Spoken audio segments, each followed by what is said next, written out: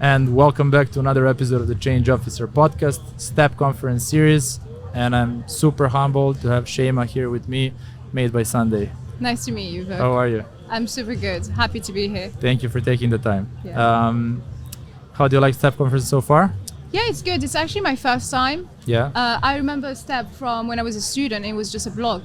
And All right. Yeah, and so it's very nice to see it grow like this. Yeah, it's really nice. Did any of the startups took your attention? Something that you recognize as a big opportunity? I haven't had the time to see everyone. I just literally went to my speaking thing and just came here. All right. Well, So, I'm yeah. even more humbled now to have you on. So I want to talk about madebySUNDAY. Okay. Where did you see the opportunity that made you say, okay, I'm going for it? Okay, so originally I started madebySUNDAY around 3 years ago, and it was right when I moved to the UK. And coming to the UK, I come from an investment kind of background. I started two businesses, sold them on, exited, and moved to the UK. I saw an opportunity in the fact that everyone was so into makeup, into beauty, into skincare. It was overwhelming. And there was a need for for something to serve people like me. We didn't have time or the attention, or I don't put a lot of importance on skincare or makeup in that sense. So I wanted to bring something refreshing, something that was easy to use, uncomplicated. There is also something else that is in the skincare market. The market is up to minimum 700%. So it's a huge discrepancy between the cost and the price. So this is where I brought madebySUNDAY. Actually, funny enough, we didn't start with skincare because I didn't want to go to the investment route, and I wanted control over the production of the product, and I wanted to control the costs because you can't really give that to someone and then pretend that you're saving money, right? And Sure. giving those savings to the customer. So I started with actually makeup sponges. So it's funny. That was your first product? That was my first product, because I tell people I sold sponges, like loads of them. I sold them to like around 800 stores. Wow. And my focus was just to sell makeup sponges. And But that was already a very successful business, right? it wasn't successful. I just saw that there was a lot of attention on makeup and stuff. And I found this sponge, because I don't know if you know this, but women use makeup sponges to put foundation on. And foundation is one of the most expensive products that you don't want to waste.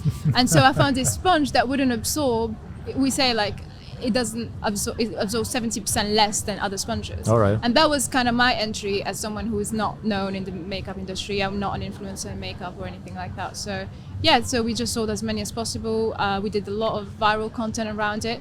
And I think also the difference with us is that we make fun of, you know how they, for example, wash their faces on the Nivea ads and it's like all pretty and stuff. Yeah. We don't do that. We just keep it real. And also the marketing, if you go on our website, the content that we send is very like, it's almost pro marketing kind of thing, which is so against the beautification of and Instagramification of skincare or beauty companies. So we keep it real, and that makes it that we attract both men and women. Actually, our highest spenders are men on our website, so it's very, for both. Very interesting. I have a couple of follow-up questions. First would be, why is the state of skincare industry as is, with huge margins, everyone selling, the glow and all of that you mentioned? Why is that the case in the first place? I do not know the answer specifically to this. My understanding is that it's always been the case. And so no one has ever challenged that, because at the very, the big guys like L'Oreal, Estée Lauder, they've always done that. So they kind of can get away with it. Also, the way skincare has been done is that to formulate the product, you go to a company. To research the ingredients, you go to a company. To make the product, you go to a company. So there are so many guys in the process that you have to pay, that by the end of it, and the marketing and the fancy celebrities and all of that by the end of it, you need to make money. So you increase the prices. So here's how we're different. So my sponges allowed me to start my production for the skincare. And, we control the process, so we're able to control costs. We own the warehouses we operate from, whether that's the UK, Netherlands, or we come in next month opening the warehouse in the office here in Dubai. So it really is, for me, that. Do you think it was helpful that you kind of wasn't that aware or coming from that ecosystem, so you had that kind of completely fresh look and you managed to spot the opportunity? 100%, because I was from a consumer side, and that's what we do at madebySUNDAY. We come from the consumer. madebySUNDAY is not going to be, it's actually made by brands, it's not just skincare. The process we do for skincare, we can do for any other apparel, anything, these mics, our goal is to make the best products at the best prices and sort of break that classism that the best things in life are for the richest. So how did you develop, you had 2 exits before this one, I'm not sure you're going to be an exit ever, we'll see, I'm not sure what's the plan, but where did you develop and how did you develop this kind of thing or problem solving system, or your individual desire to go for it, entrepreneurial spirit? Survival. Yeah. I think we see it in these conferences and stuff. Entrepreneurship is very glamorized, and I think in school, at university, I think we think of entrepreneurship as this pinnacle, and it's all pretty, and we have to raise money, and it's investors and stuff like that. But at the core of it, entrepreneurship is because you start a company because you need money. And so I'm a scholarship kid. I had to pay for a lot of things. I have to provide for my family, things like that. So that's what it was about. And I keep it real, actually, because when people say, oh, what did you start a business? Come on. All of us here, yes, we want to change things and we want to make an impact. But at the core of it, at the first, we wanted to monetize something that was going to change people's lives. But without money, we can't make it happen. Yeah, originally there is a lot of startups who are coming from a completely different 100%. angle. Corporate job, made some money on the side, the VCs flooding in money, let's give it a shot, come up with a business plan.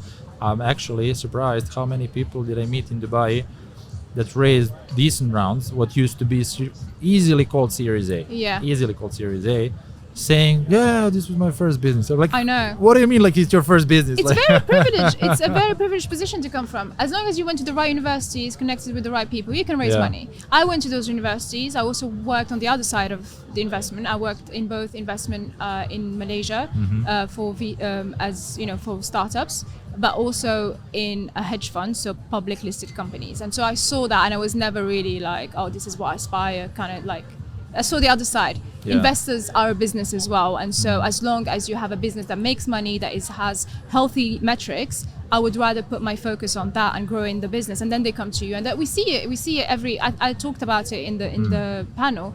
We see it every week. We have investors come and knocking on your door, asking for a share of the pie. I love the way that you bootstrap the business. Yeah, I love it. I think it's not always possible, obviously, but it's great if you could pull it off. Yeah. What are like the biggest benefits that you get from bootstrapping versus, raising early in the life cycle of the business? Yeah. So I think for me, if I had raised money from the get-go, if we're honest, raising money takes time, right? Yeah. So I would have spent 6 months at least raising the money. Those 6 months I could have used on making money, building the business, building my team, and doing that. So I think that's something that people don't understand, is that raising money is very time consuming. It takes away from building the business. I'm a business builder. Some people are CEOs, they're very good at raising money, and that's their sort of business. It becomes a thing, it's like a full-time position. So I see myself as more of that sort of growth, very growth-minded, exactly, growing the business. Especially, I think something that we don't talk about is women. Women get only 2.6% of capital globally. So am I going to spend my time getting a smaller share at the beginning, starting the business, not later on? Spending my whole time focusing on getting a small share of 2.6% in the whole world? Or am I going to put that time and that effort and my brain and everything onto actually making money, than having people come to me? I feel like that's a more worthwhile use of my time. If you have an option to choose. Yeah, of course. Especially, I'm a product-based business as well. I understand that some other companies, tech software, can do that. But what I usually say to people is find the sort of be okay with finding a version of your business that you're not okay with. Don't get to the end. Wait a second. Okay, so basically, when I started, I sold sponges, right? All right. So I didn't have that fancy sort of idea of I'm gonna get that product perfect from the get-go. Okay, so I think if you're okay with starting in a very imperfect way, then it's fine. Because I think, again, entrepreneurship is super glamorized. So we want the PR, we want the covers in the magazines, we want the perfect products, we want the influencers back in our products, we want the followers and everything. And investment gets you there. Because let's be honest, you pay for the PR, you pay for all of that stuff, right? Yeah. So if you're willing to do the work and no one cares about you for a few years, then yeah. Yeah. What I say, if you're not embarrassed by your MVP, you launched way too late, right? Exactly. And that's why I told you about how I thought this was great, because if you were to have a company that makes podcasts for other people, this is a great way of getting customers. Yeah. So find ways, even if you have software, that you can get customers or build up their customer base. Yeah. Personally, I was always looking for hacks. Like, I bootstrapped all of the businesses that I started. And was it by choice or by default? I think it was by, well, both. Okay. I like working on stuff and building stuff on my own, but also I didn't really have a choice. And the types of businesses that I was building at the time were not that sexy for maybe some big investments. So like that whole venture building space is something that I'm really kind of familiar with. I want to talk with you about the future. All right. So the overarching theme of the Change Officer podcast is answering on the question, what's the change ahead? You as a venture builder understand this completely. Like, if you know what's the change that is going to happen, there's a lot of things that you can do about it now, right? Start a business or like change your business. Where are you putting your bets on for the future? In whether it comes from your line of work, your industry, or something completely different. What is the next big change that is going to happen and open up great new opportunities? Okay. I think maybe I have a very basic answer to that. Maybe people are thinking those are the best.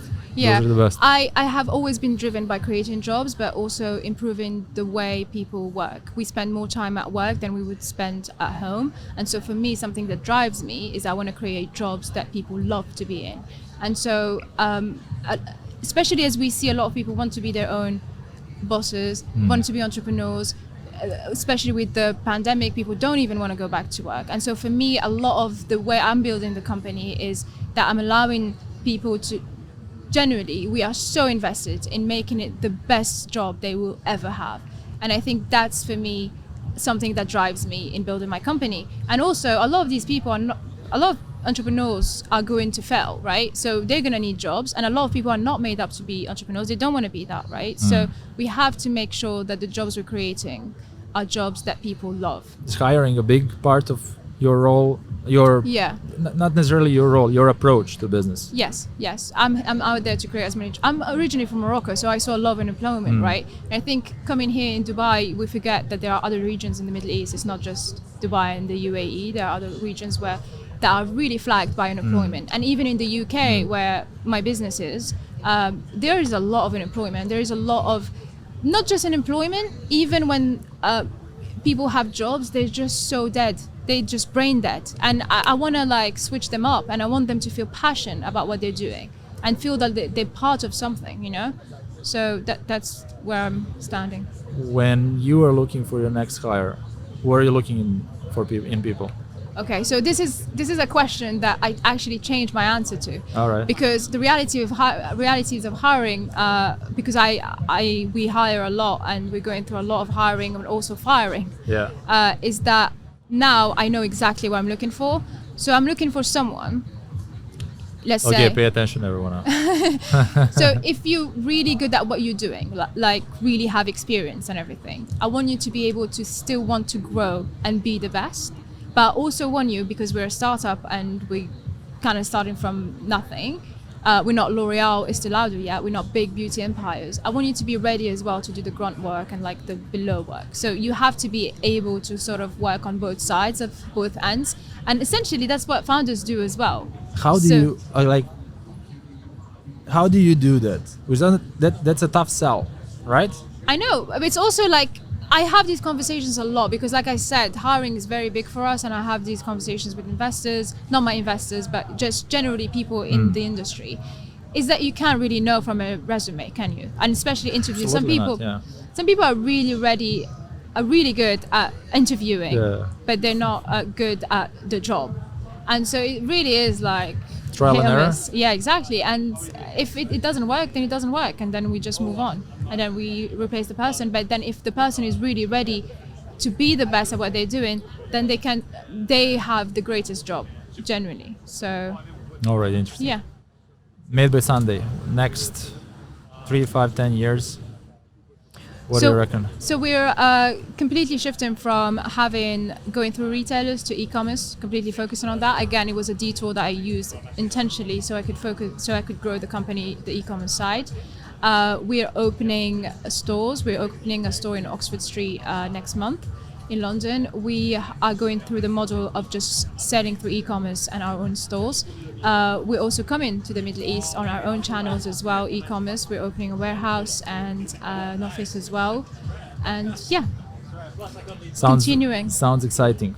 Thank you. Shayma, thanks a lot Thank for you so much. taking the time. I hope that we are going to stick around you until forever after and building that empire. I'm not sure what's the end game, and if there is there an end game for Made by Sunday?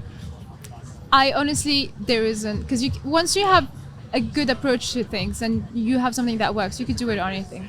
You could do it with clothing, you could do it with IKEA stuff, you could do it with anything. Amazon started with books. Absolutely, yeah. So yeah. All right. Thanks for taking time. Thank you very much. Thank you for having me. It was really good. If anyone wants to get in touch with you, is there any way? Yeah, you can DM me on my Instagram. Very active there. You can send me a message on TikTok or leave a comment. LinkedIn, my website. There is so much. All right, guys, use the opportunity. Yeah. Thank you for staying until the end. If you like this episode and if Shayma managed to get you thinking at least about something or made you that epiphany moment, please share this episode with your friends and stay tuned. There is another great episode coming out really soon. Thank you, everyone.